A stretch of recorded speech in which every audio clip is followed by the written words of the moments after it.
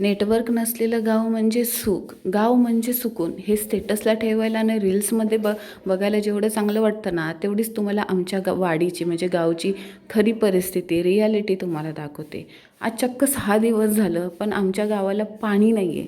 प्यायचं पाणी नाही आहे. धुणं भांड्याचं सोडा, इकडून तिकडून कसं तरी ॲडजस्ट करू, पण प्यायचं पाणी नाही आहे. आज नशीब एवढं चांगलं आहे, आमच्या बाजूच्या घरात वंदना आई आहे, त्यांच्या घरी बोर आहे. आज अख्ख्या गावाने त्यांच्याकडून 2-2 कळशे प्यायचं पाणी नेलं. जर ते नसतं तर कुठे गेले असते अख्खी वाडी पाणी प्यायला, कुठे गेले असते पाणी घ्यायला. ते पण आम्हाला लेट झाला पाणी घ्यायला, दुपार झाली, तर आम्ही गेलो त्यांच्याकडे पाणी घ्यायला. तर वंदना आई बोलल्या, पटकन भरून घ्या, उन्हाळ्यामुळे बोर पण सुकलेले आहे, आलं तर 4-5 मिनटंच येईल. त्यातले पण पहिले 2-3 मिनटं नुसती बोर वाजतच राहिली. खूप सकाळपासून खूप उपसा झाला ना पाण्याचा, आणि आलं ते म्हणजे स्टार्टिंगला थोडंसं खडूळच पाणी आलं. कसं तरी 5-6 कळशा पाणी भेटलं, ते पण उन्हातानाचं दुपारी 2 वाजता पटापट नेऊन भरलं. एक पिंप कसा तरी भरला आमचा पिण्याचा पाण्याचा, आणि बोरचं पाणी सुकलं. म्हणजे काय चाललं काय, आज मूलभूत गरजापैकी पाणीसुद्धा आहे आणि तेच आमच्या वाडीला नाही आहे. आज आम्ही घराच्या बाहेर गेलो, कट्ट्यावरती फुल 5G नेटवर्क आहे, पण घरामध्ये प्यायला पाणी नाही आहे. म्हणजे सरकारला काय पिण्यापेक्षा 5G नेटवर्क इम्पॉर्टंट वाटतं का? कधी हा प्रॉब्लेम सॉल्व्ह होणार?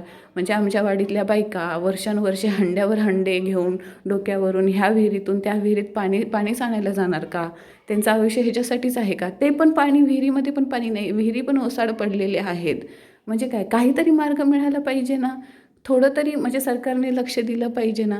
ह्या जर विषयावर बोलत बसली तर माझा पूर्ण व्हिडिओ कमी पडेल, पण प्रॉब्लेम काय सॉल्व्ह नाही होणार. लग्न झाल्यापासून मी हे बघते, लग्न झाल्यापासून आमच्या इथे शेती फक्त पावसाळी शेती आहे. बाकीचे महिने आमची शेती ओसाड पडलेली असते, कारण पाणीच नाही आहे.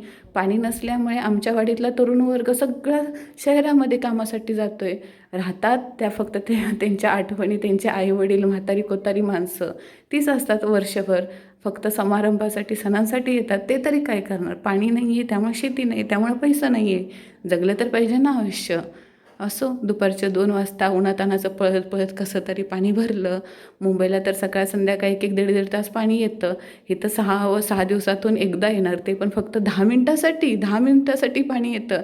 कधी जास्तीत जास्त पावसाळ्यामध्ये आलं तर 20 मिनटं किंवा अर्धा तास पाणी येईल. असंच चाललेलं आहे, आणि असं किती वर्ष चालणार आहे मला पण माहीत नाही आहे. भांडी पण घासली उन्हातानाची बाहेर. मला खूप छान छान कमेंट येतात की नीलू, तुझं गाव खूप सुंदर आहे, तुझी वाडी खूप सुंदर आहे, तिथले तुझं डोंगरावरचं घर, गारगार सुटलेली हवा, रात्रीची टिमटिम करणारे तारे, हे तर मी तुम्हाला दाखवते. पण म्हणलं आज खरी गोष्ट पण तुम्हाला दाखवली पाहिजे, रियालिटी पण दाखवलं पाहिजे. हां, माझं गाव सुंदर आहे आणि मला त्याच्यावरती अभिमान आहे, पण आज मी तुमच्याशी मनातलं बोलले.